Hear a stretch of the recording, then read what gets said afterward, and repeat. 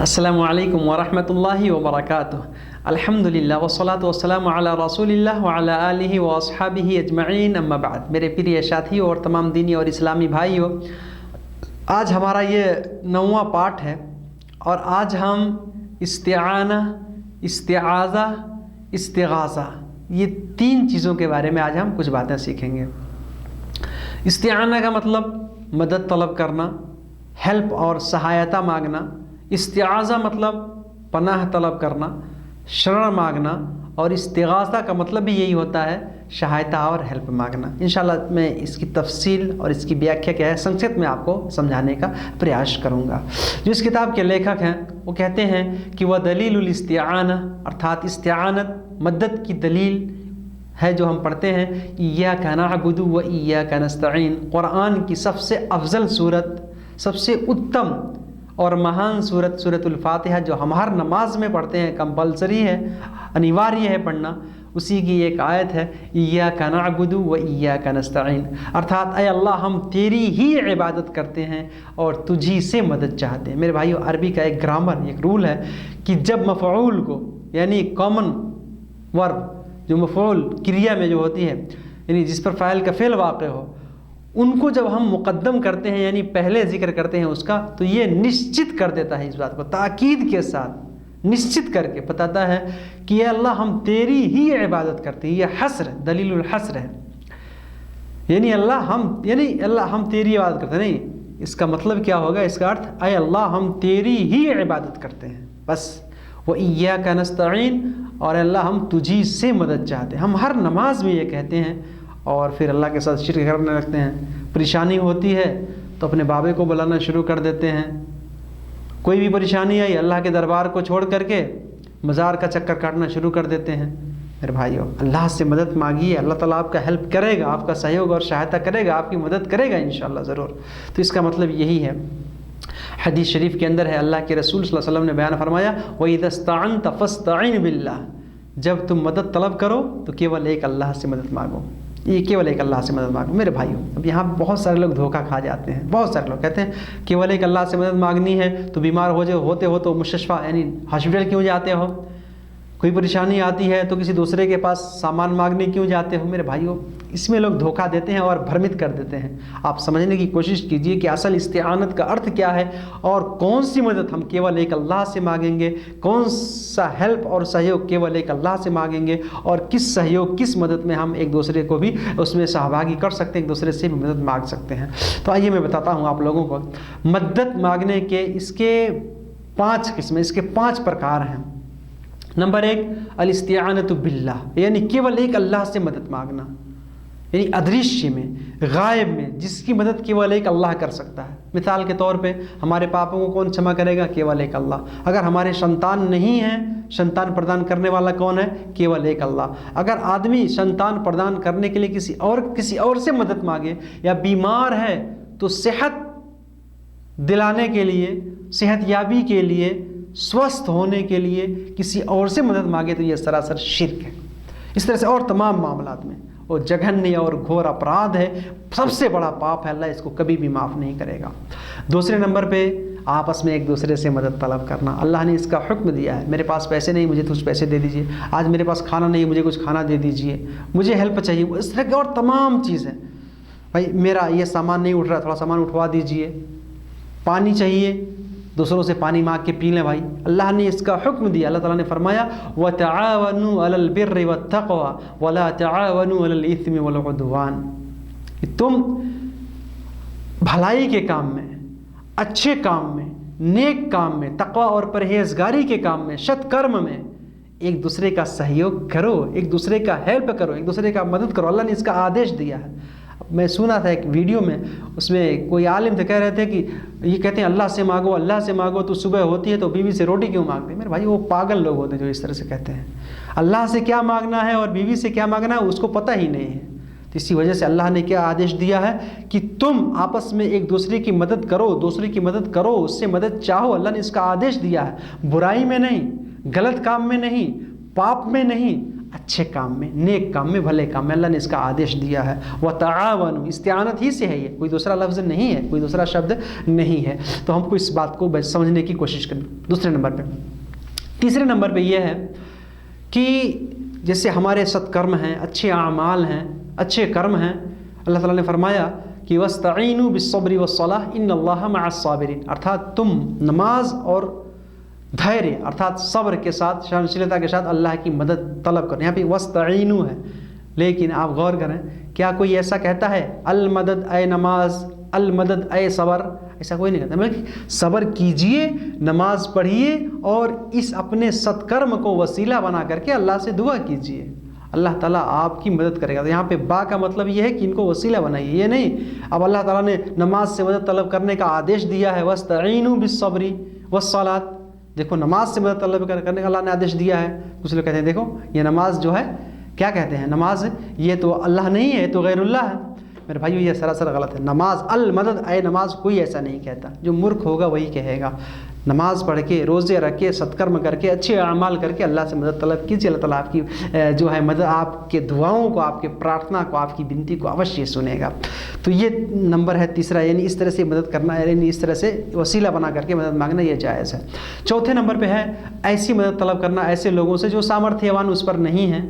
मिसाल के तौर पे ये दुनिया की बात है, अब हमारे पास कोई बहुत ही वज़नी और बोझ वाला भारी सामान है, उसको उठा नहीं पा रहे हैं, और एक छोटे बच्चे से हम कहें थोड़ा उठा दो, तो उठा पाएगा वो? तो कोई मूर्ख ही ऐसा करेगा, पागल जो होगा वही ऐसा करेगा, आज जो समझदार होगा तो ऐसा नहीं करेगा।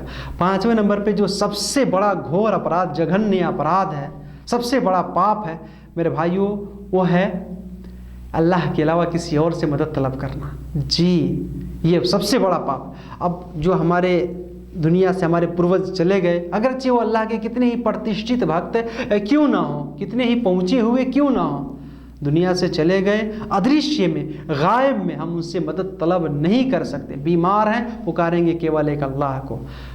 संतान चाहिए, औलाद चाहिए, अल्लाह से मांगेंगे। नबी जो अल्लाह के औलिया और नबी होते तो वो अल्लाह से मांगते। तो मेरे भाइयों इन तमाम मामलात में हमको पता ये होना चाहिए कि किन मामलात में हम एक दूसरे से मदद तलब कर सकते हैं और किन मामलात में एक दूसरे से हेल्प और सहायता नहीं ले सकते। इसके बारे में प्रश्न हमको मालूम होना चाहिए, इसके बारे में फ़र्क मालूम होना चाहिए, तब जो है अपनी ईमान को हम बचा सकते हैं, वरना बर्बाद हो जाएंगे, वरना पथभ्रष्ट हो जाएंगे।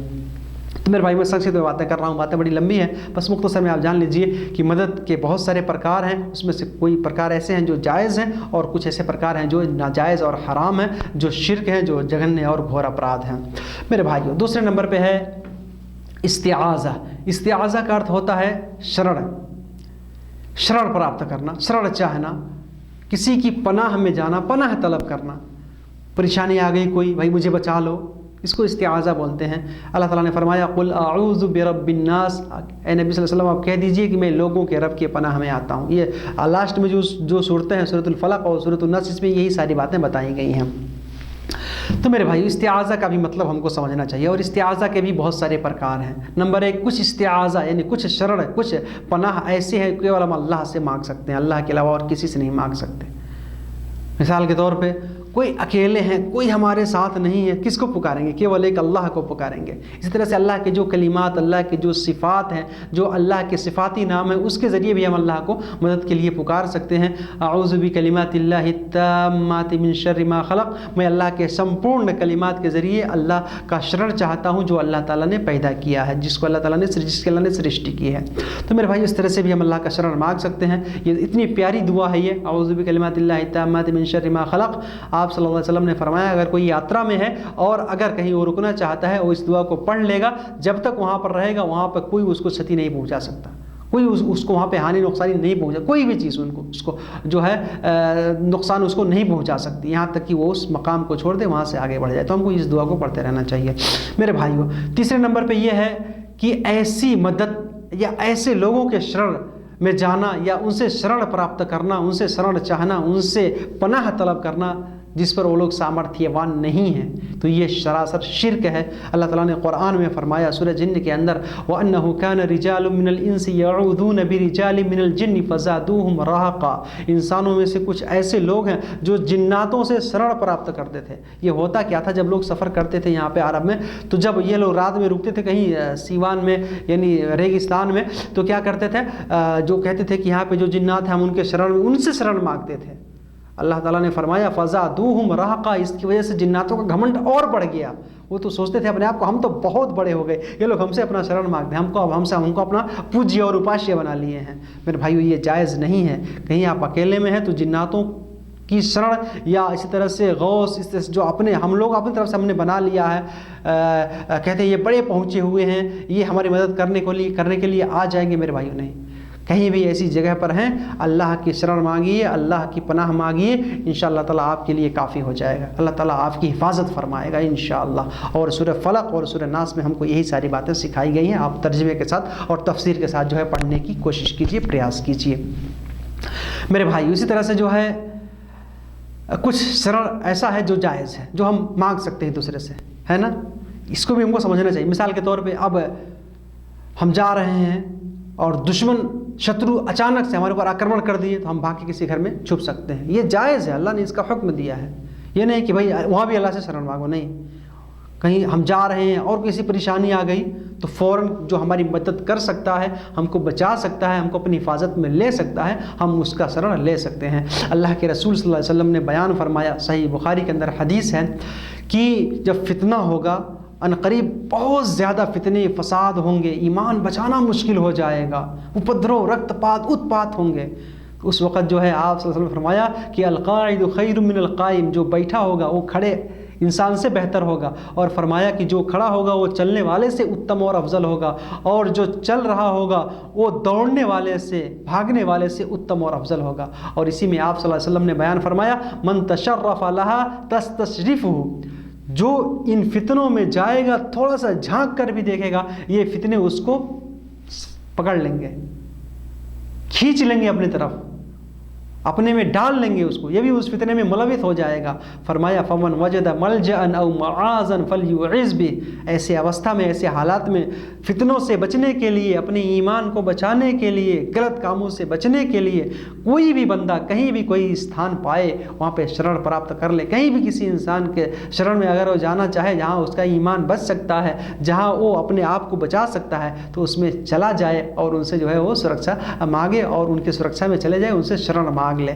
मेरे भाइयों, इसका आदेश अल्लाह ने दिया है, तो हम इस तरह से कर सकते हैं। जो अगर दुनिया में हमारी कोई मदद कर सकता है तो उसका शरण हम ले सकते हैं, उसका हेल्प ले सकते हैं। बाकी और मामलात में केवल एक अल्लाह। मेरे भाई, बातें बहुत सारी, बस संक्षिप्त में हम बातें कर रहे हैं, लंबी ना हो जाए। बस तीसरे नंबर पे है इस्तिआनत, इस्तिगासा। इस्तिआनत तो हो गया, और इस्तिआज़ा भी, इस्तिगासा, इस्तिगासा का मतलब भी होता है फरियाद करना, मदद के लिए बुलाना, हेल्प और सहायता मांगना, मदद मांगना।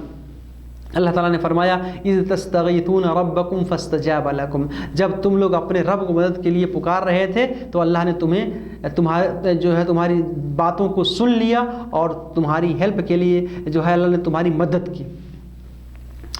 अब यहाँ इसके भी बहुत सारे प्रकार हैं। अब इन प्रकारों को ना समझ करके ना हमारे भाई धोखा खा जाते हैं। अब इस्तिगासा, पहले मैं इस्तिगासा और इस्तिआनत का फ़र्क क्या है ये बता दूं। बस इसका संक्षिप्त में फ़र्क ये है कि इस्तिआना का मतलब ये है कि आप कभी भी किसी से मदद ले सकते हैं। आप कुछ पैसे आपके पास नहीं, थोड़ा मुझे पैसे दे दो भाई। आपके पास कोई सामान बहुत भारी है, थोड़ा मेरा सामान उठवा दो भाई। ये इस्तिआनत इसको बोलते हैं, आपस में एक दूसरे से लेने के लिए। और इसी तरह से और तमाम मामलों में, यानी बग़ैर किसी परेशानी और मुसीबत और तकलीफ़ के मदद मांगने को कहते हैं इस्तिआनत। और परेशानी, मुसीबत, दुख और तकलीफ़ में, पीड़ा में, कष्ट में कोई इंसान किसी से हेल्प मांगता है, सहयोग मांगता है, उसको इस्तिगासा बोलते हैं। कोई आदमी डूब रहा है, बुलाए किसी को बचाने के लिए, तो उसको इस्तिगासा। आग में जल रहा है, बुलाए तो उसको इस्तिगासा, यानी परेशानी में उसने पुकारा है। और मूसा अलैहिस्सलाम के बारे में आता है ना कि जब दो लोग आपस में लड़ रहे थे, मूसा अलैहिस्सलाम बाहर निकले तो एक इनके कौम का था, एक दूसरे कौम का था, तो फस्तगाथहुल्लज़ी मिन शिय्यातिही अलल्लज़ी मिन अदुव्वी, जो इनके कौम का, इनके समुदाय का था, तो उसने मूसा अलैहिस्सलाम को बुलाया, फस्तगाथा, उसने फरियाद किया, उसने सहायता के लिए, मदद के लिए बुलाया। बड़ा लंबा वाक़या आप लोग सुने होंगे। फिर मूसा अलैहिस्सलाम ने जो है उसको एक घूसा मारा और मर गया। थोड़ा लंबा वाक़या है। बहरहाल तो इस्तिगासा हम केवल एक अल्लाह से कर सकते हैं। हाँ, अगर दुनियावी मामला है तो हम एक दूसरे से उसमें हेल्प ले सकते हैं, और इस्तिगासा और इस्तिआना का फ़र्क मैंने बता दिया मेरे भाइयों। तो किन मामलात में केवल एक अल्लाह से इस्तिगासा करनी है? जिस पर सिर्फ अल्लाह कादिर है, जिस पर सिर्फ अल्लाह कादिर है। मेरे भाइयों, बीमार हैं, परेशानी में हैं, अब हमारी मदद कौन करेगा? केवल एक अल्लाह। हाँ, आप हेल्प के लिए मुस्तशफ़ा जाइए, हॉस्पिटल जाइए, दवा इलाज कराइए, डॉक्टर के पास जाइए, इसका आदेश अल्लाह ने दिया है। लेकिन ये ईमान होना चाहिए, ये विश्वास होना चाहिए कि इस दवाई में, इन तमाम चीज़ों में स्वस्थ यानी सेहत प्रदान करने की जो शक्ति है वो अल्लाह ने रखी है। अल्लाह की मर्ज़ी के बगैर कुछ भी नहीं हो सकता। तो इन सब बातों में जो हमको ध्यान देने की ज़रूरत है मेरे भाइयों। तो इस्तिगासा का मतलब समझ गए कि इस्तिगासा कुछ ऐसे हैं, जैसे कोई आदमी पानी में डूब रहा है, किसी को बुलाया, वहाँ पे एक दूसरे की हेल्प ले सकते हैं। कोई आपको मार रहा है, बचना चाहते हैं, तो जो है किसी दूसरे को इस्तिगासा यानी फ़रियाद के लिए बुला सकते हैं, उसकी हेल्प के लिए बुला सकते हैं। लेकिन कुछ ऐसे मामलात में केवल एक अल्लाह ही को बुला सकते हैं, यानी अदृश्य में कोई भी परेशानी, ऐसी मुसीबत और परेशानी है जिसका हेल्प केवल एक अल्लाह कर सकता है। और हमारे यहाँ क्या कुछ लोग कहते हैं कि अल्लाह तो करता है, लेकिन अल्लाह ने शक्ति दिया है, अल्लाह ने वलियों को भी शक्ति दिया है और उससे वो लोग भी मदद करते हैं। तो भाई प्रमाण लेके आइए ना, इसका प्रमाण लाइए। और अल्लाह के जो प्रतिष्ठित भक्त फरिश्ते हैं या नबी हैं, क्या उनके बारे में कोई ऐसा प्रमाण है? तो ये सरासर गलत है। कुछ ऐसे मामलात हैं, कुछ ऐसे चीज़ें हैं जिनमें सिर्फ एक अल्लाह मदद करता है। हमको एक अल्लाह की शरण मांगनी चाहिए। और दुनिया में जो लोग आपको भ्रमित करते हैं और अल्लाह के वलियों के नाम पे, अल्लाह के नबियों के नाम पे शिर्क में मुब्तला कर देते हैं, आपको दूसरी तरफ भड़का देते हैं, मेरे भाइयों, उनकी बातों से बचने की कोशिश करनी चाहिए। बातें तो बहुत सारी हैं, बस संक्षिप्त में ये बता रहा हूँ। अल्लाह ताला हम सबको कहने सुनने से ज़्यादा अमल करने की तौफीक अता फरमाए। आमीन। वस्सलामु अलैकुम व रहमतुल्लाहि व बरकातुहू।